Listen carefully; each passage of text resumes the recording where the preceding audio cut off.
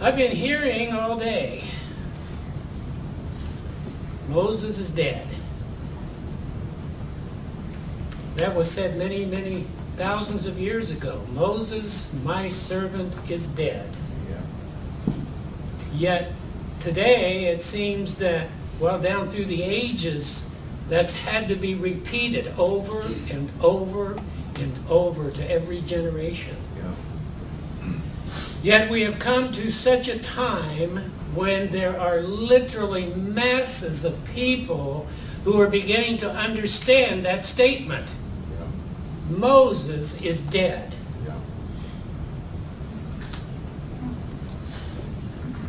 We're just beginning to realize that we really have been freed from the law of sin and death. You know, the Old Testament, let's mention somewhat of the Old Testament today and the concepts that we have and some of the precepts that are in the Old Testament.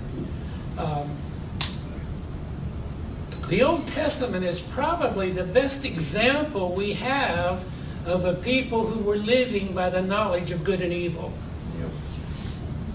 In fact, God himself appears, now I say appears, that he's a God of good and evil in the Old Testament. Because if you go to Deuteronomy chapter 28, you'll see that it was told the people that if you obey my commandments and do all, that I tell you to do, then there's about 15 verses of blessings for you. I mean, and that's all you have to do, is just obey the Lord, and you'll be blessed in your cattle, your children will be blessed, your fields will be blessed, your purses will be blessed, everything will be blessed. And all you have to do is live a good life and do what I tell you to do.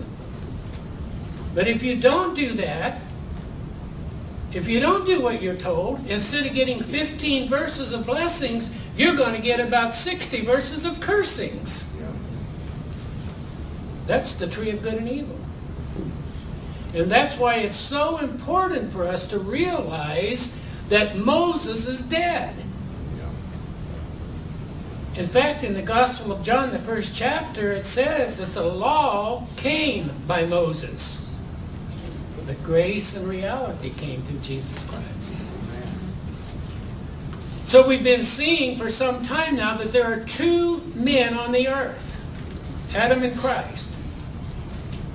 Now, in times past, when we got into the rapture thing, we were told that one of these men was going to leave the earth. In fact, it said, the scriptures say that two men in a bed, one was taken and the other left. Somebody said, now wait a minute, if there's two men in a bed, there ain't neither one of them going.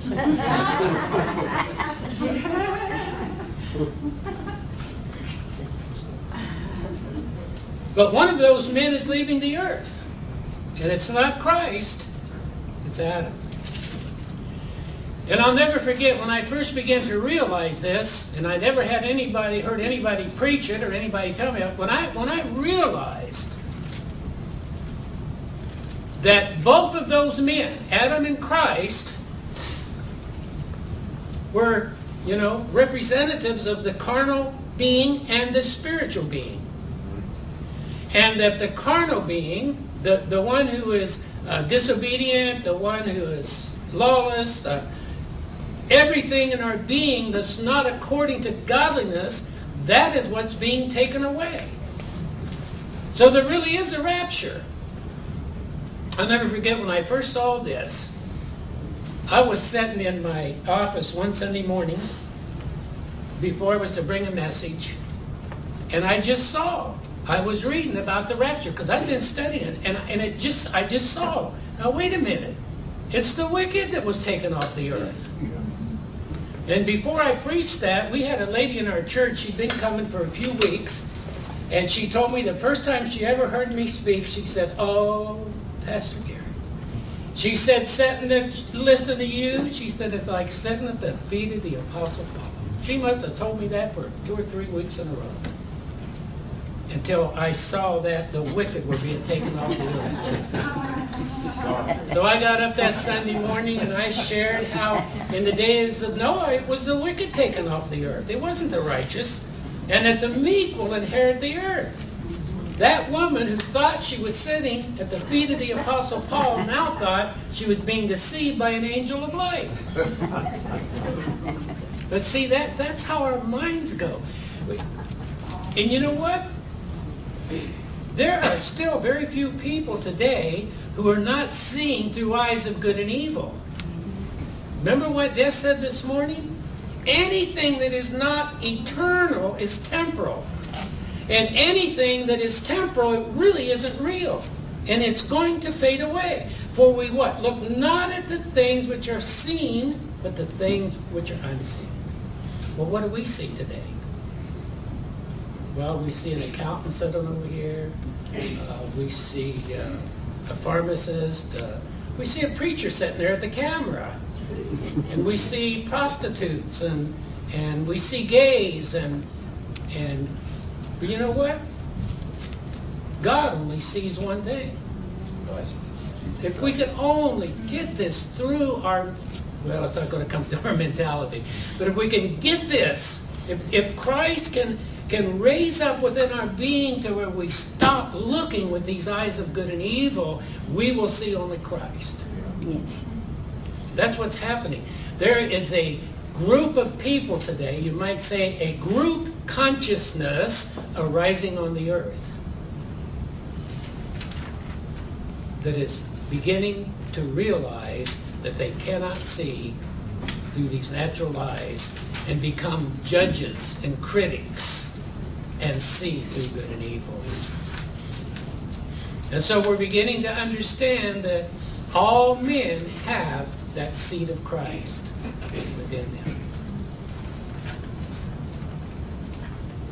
Yet, for 2,000 years, you know, there's been a lot of ministry in recent years that says, well, God is recovering the early church. In fact, there's a lot of people who are trying, you know, to bring that restoration back to the early church. But I have to ask, why would we ever want to go back to the early church? It didn't make it. With all of the understanding and the revelation that they had, they were still led into great darkness and deception. Why is that? There has never been such a clear word that divides the soul and the spirit as there is today on the earth. Because we always thought that the wicked were those guys out there and that we were the righteous. We've been born again and we're the seed of God, but all those wicked people. And that's why so many Christians are still so fearful of this thing they call hell. Because they know, most Christians know, there's still something in them that is not worthy of going to that place that they call heaven. And so, all of the scriptures that seemingly talk about God's judgment, and I'm not saying God doesn't judge, I'd rather say He corrects.